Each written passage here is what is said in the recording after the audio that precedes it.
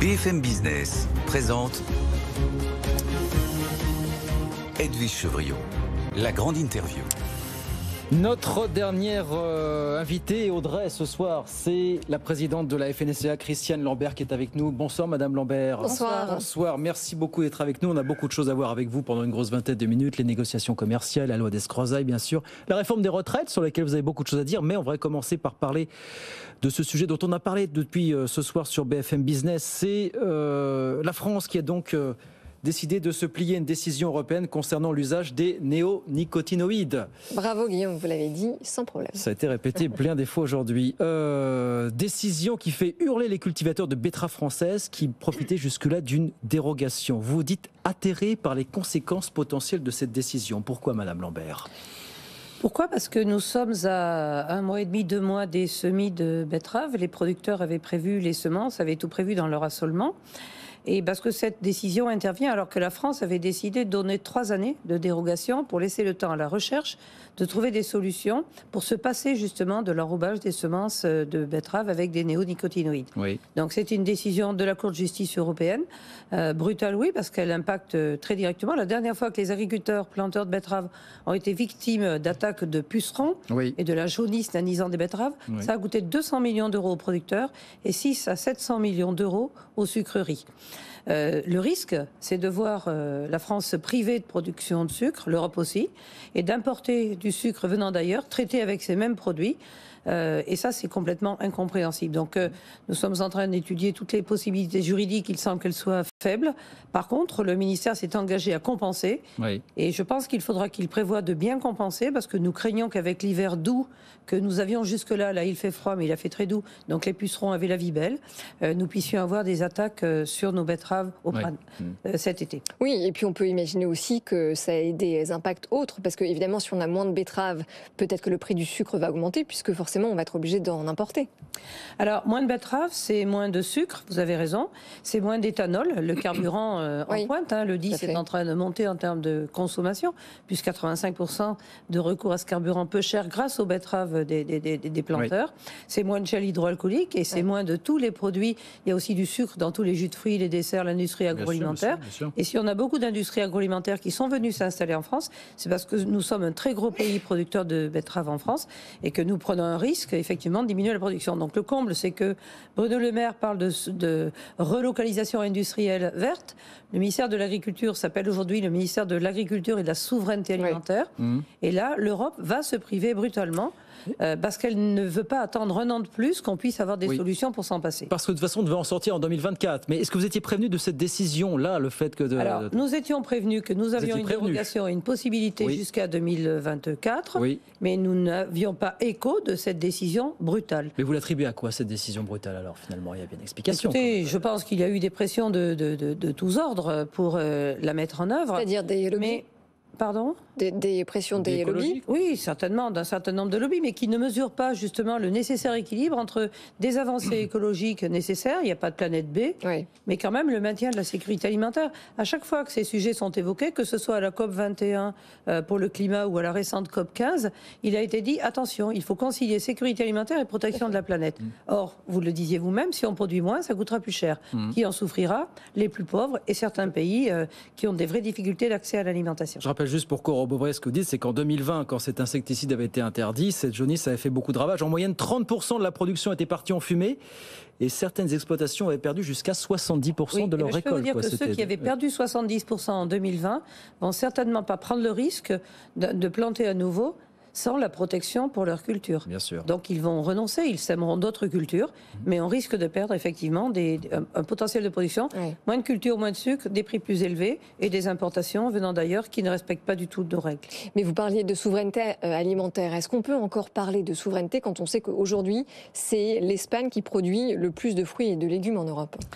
Oui, la France a laissé filer son agriculture. Nous le dénonçons depuis des années et nous constatons avec regret que pour des raisons de coûts plus importants, de délais administratifs beaucoup plus longs dans notre pays pour avoir des permis de construire, des autorisations, pour des raisons de restriction de produits phytosanitaires plus draconiennes qu'ailleurs dans le monde ou en Europe. J'ai vu aujourd'hui Madame Pompili lors des vœux au ministère de la Transition énergétique.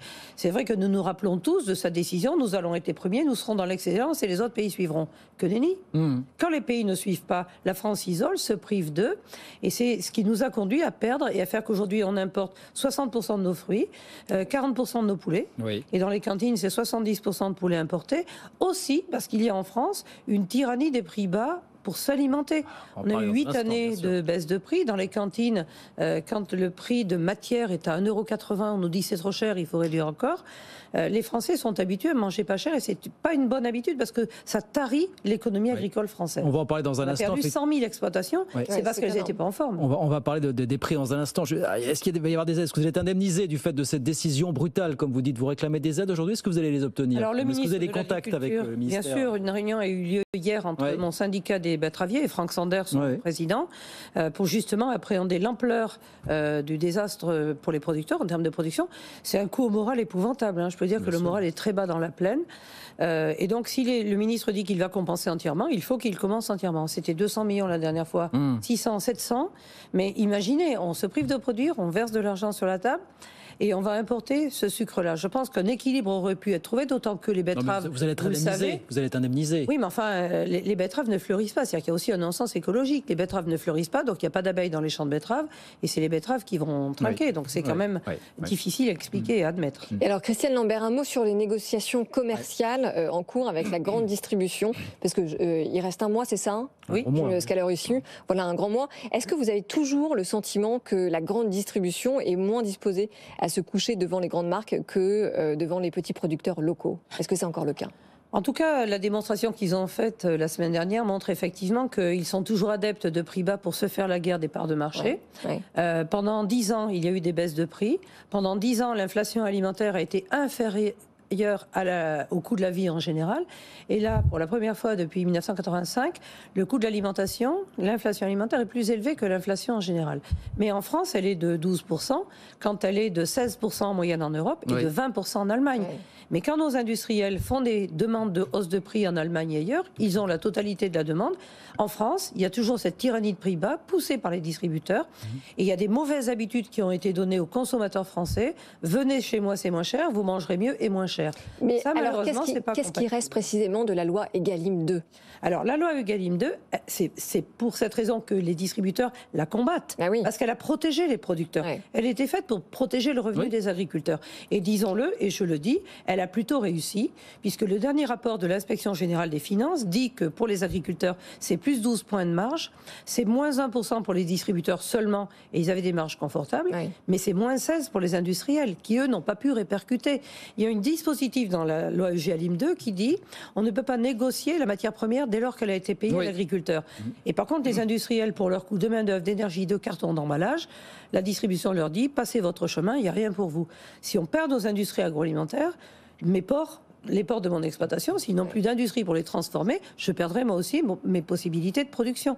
Donc c'est l'ensemble de la chaîne alimentaire qui doit se retrouver. Et comme la distribution a été habituée à faire la loi, voir cette loi qui la contraint, évidemment, ça les met dans tous leurs étapes. Comment elles se passent, les négociations commerciales en ce moment? Des échos que vous avez aujourd'hui? Alors, c'est difficile.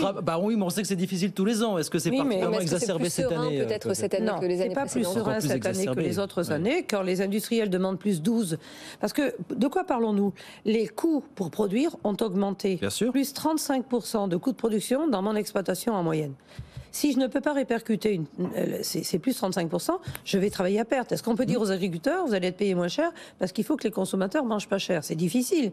On a eu des années de revenus très bas en agriculture, ce qui métier moins attractif. On a perdu des agriculteurs, on n'attire plus les jeunes. Donc il faut qu'on retrouve de revenus. On le retrouve aujourd'hui.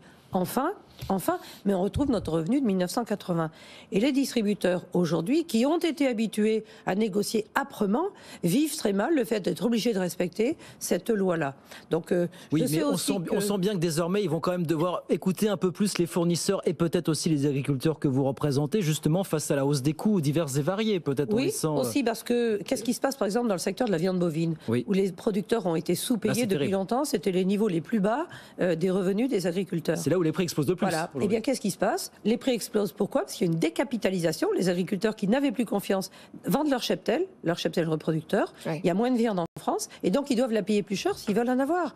Produire moins, c'est produire de la faim et c'est produire des prix plus élevés. Donc je crois que maintenir la production, c'est aussi que les distributeurs jouent le jeu d'expliquer à l'opinion publique, aux consommateurs et à leurs clients pour garder la production en France, pour garder vos emplois en France avec l'agriculture, l'industrie agroalimentaire, premier secteur employeur de main-d'œuvre en France, l'industrie agroalimentaire, eh bien ça a un prix. Mais alors justement, en parlant de prix, on va parler de la loi des croisailles. Donc elle a été adoptée à l'unanimité. Est-ce que c'est une victoire pour vous?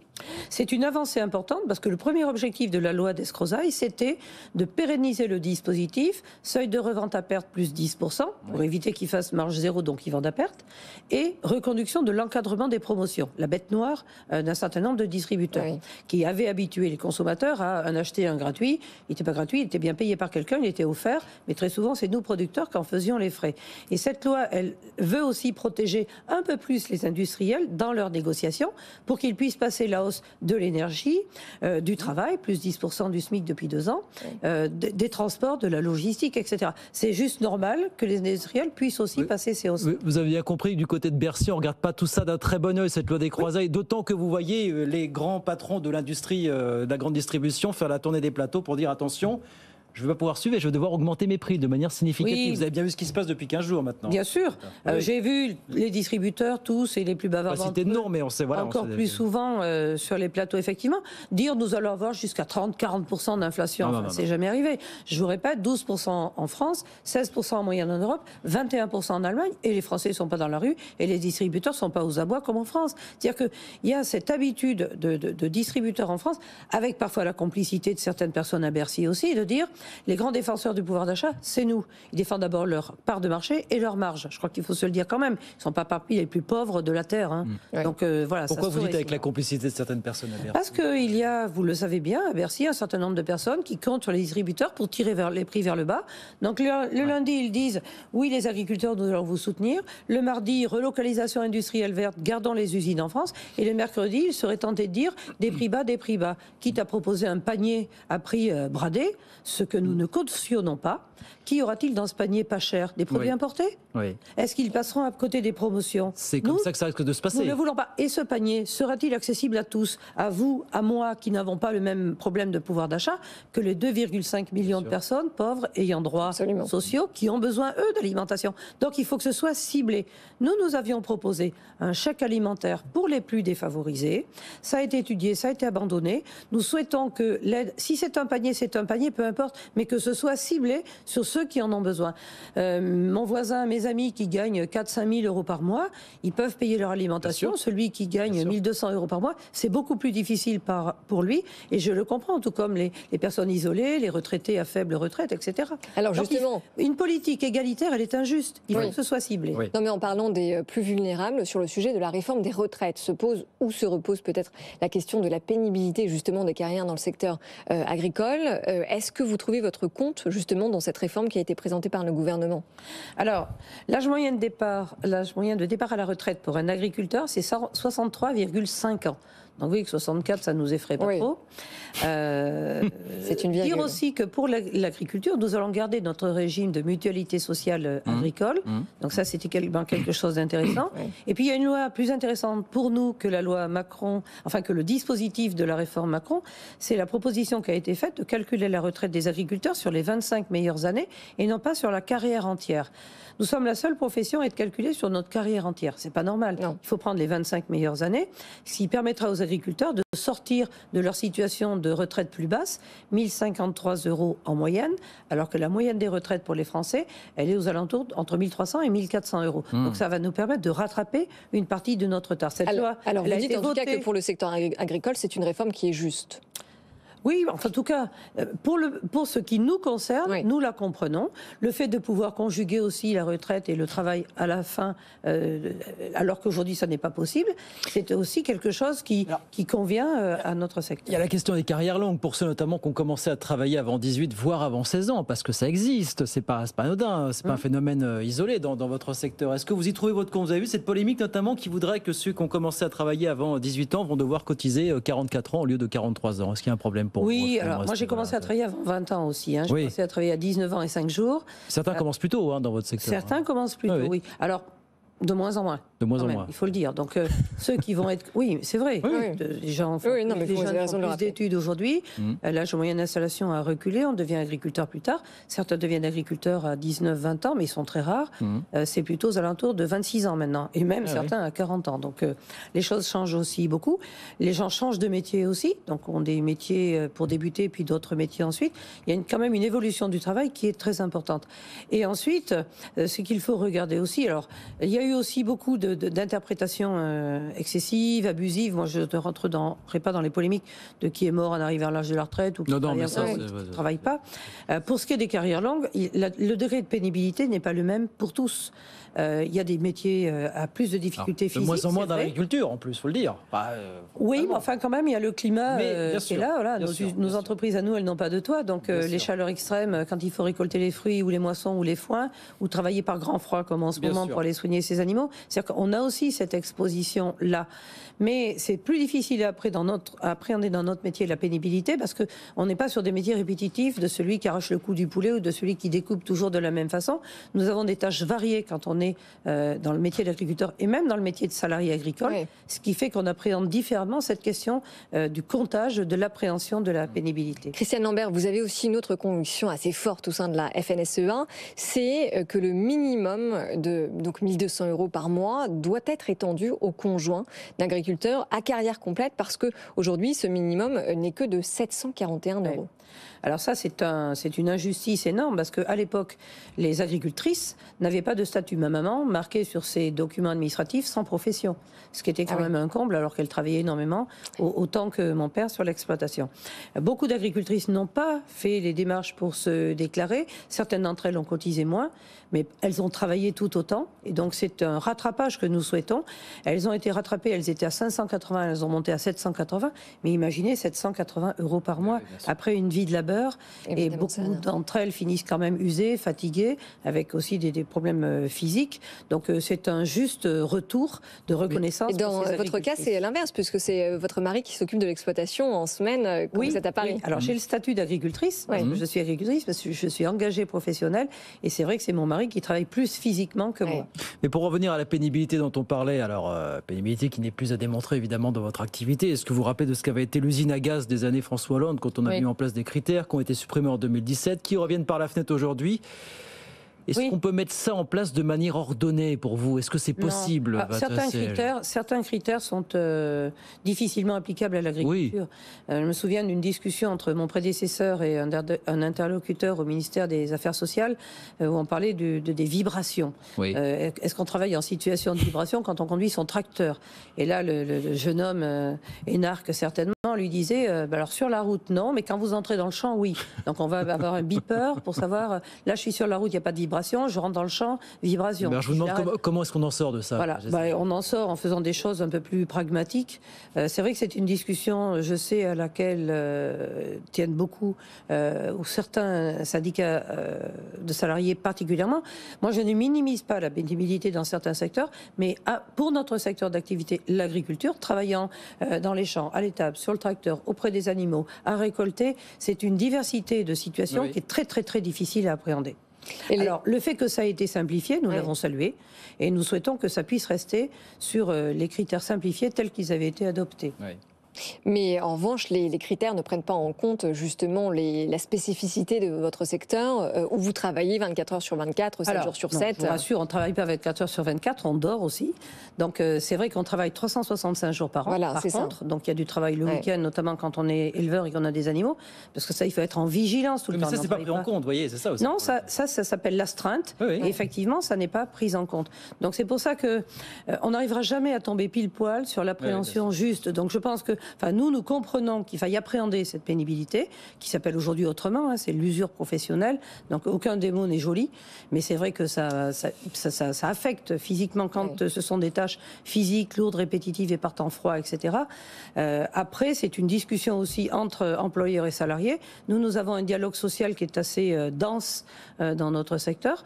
Nous avons signé une convention collective unique l'année dernière. Il y a un vrai dialogue social en agriculture et on espère trouver des solutions solutions avec les syndicats de salariés agricoles. Est-ce que, c'est la question que je voulais vous poser, mais je pense que vous venez d'y répondre, est-ce que vous voyez les agriculteurs entrer dans ce mouvement de contestation des retraites? Non, pas forcément. Est-ce qu'on peut voir demain les agriculteurs défiler aussi? En tout cas, les agriculteurs de mon organisation n'y rentreront pas. Ouais. Je sais que d'autres syndicats ont dit qu'ils y entreraient, mais c'est plus pour des raisons politiques ou des connivences avec certains partis ou certaines associations de protestation. Chacun comprendra. Nous sommes aussi lucides que dans un pays où, dans les années 80, il y avait 4 actifs pour un retraité, et aujourd'hui 1,7 actifs pour un retraité, il faut quand même regarder cette démographie. On vit beaucoup plus longtemps, en agriculture aussi. L'élévation de l'espérance de vie pour les hommes et pour les femmes est une réalité. Oui. Et donc je pense que si on veut garder un régime social qui est quand même bien en France, que ce soit pour les soins, la santé, la petite enfance ou la retraite, il faut regarder objectivement ces réalités démographiques et trouver des solutions. Alors là, vous me parlez de sujets qui sont en lien avec le long terme. Pour parler de long terme, il faut aussi parler de politique alimentaire durable. Est-ce que la France a une politique alimentaire durable aujourd'hui? Plus que beaucoup d'autres pays. Je suis présidente européenne des agriculteurs. Je peux vous dire que l'alimentation à la française est enviée, mais aussi toutes les normes de sécurité sanitaire que nous avons mises en place, le système prophylactique, le contrôle des animaux, le contrôle des cultures, l'analyse des résidus, des analyses de lait tous les jours chez les agriculteurs, des vétérinaires sanitaires dans les abattoirs qui contrôlent, etc. On a en France, grâce aussi au travail de tous les professionnels de notre secteur, idem dans l'industrie agroalimentaire, avec des systèmes de certification publique qui garantissent la fiabilité pour les consommateurs. Aujourd'hui en France, on peut se nourrir les yeux fermés, on ne va pas analyser sa boîte de petits pois chaque fois qu'on l'achète. Il y a aussi des systèmes de rappel avec des systèmes de surveillance qui existent lorsqu'il y a problème. Mais durable, ça veut dire aussi qu'on est capable de pérenniser, parce que la course au prix bas telle que nous la voyons peut pousser à moindre qualité. Et d'ailleurs, ceux qui veulent avoir des produits moins chers, très souvent dans les rayons, ont beaucoup de produits importés, et nous savons que les conditions d'utilisation de produits phyto ou de bien-être animal ne sont pas les mêmes dans un certain nombre d'autres pays de l'Union, et encore moins dans le monde ailleurs. Voilà les messages que vous vouliez faire passer ce soir. Merci beaucoup, Christiane Lambert, d'être passée nous voir, la présidente de la FNSEA, avec nous ce soir sur BFM Business. Merci beaucoup, Madame Lambert, d'être passée nous voir ce soir dans notre émission. Voilà, 19h55, c'est terminé. C'est terminé, Guillaume. Et la bonne nouvelle, c'est que si vous avez raté une partie de cette émission, c'est à retrouver sur l'ensemble de nos plateformes, bfmbusiness.fr, ou encore sur le QR code qui s'affiche sur vos écrans. Que vous, éventuellement, vous pouvez évidemment saisir avec votre téléphone et vous arrivez sur la plage des replays, évidemment, de Good Evening Business. C'est terminé pour ce soir. François Sorel dans un instant, Tech & Co. Et nous, on se retrouve bien sûr demain, 18h, pour de nouvelles aventures. Exactement. Bonne soirée à tous. Demain.